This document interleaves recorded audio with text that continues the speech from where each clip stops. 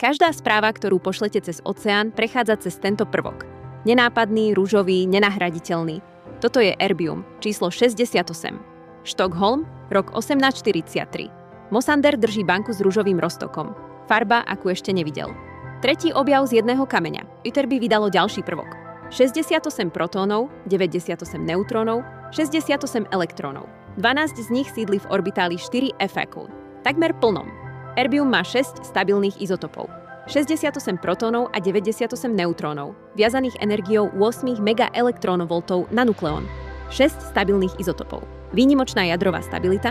Každý protón ukrýva 3 kvarky uväznených gluónmi navždy. Nikdy nevystúpia von. Od veľkého tresku nikto z nich slobodu nezažil.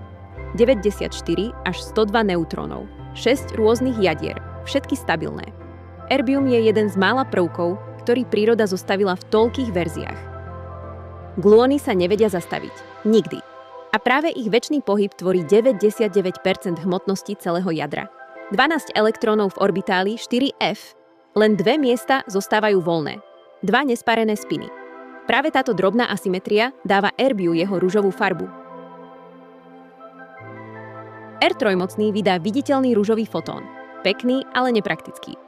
Pri 1050 nanometroch vydá neviditeľný infračervený fotón a ten mení svet.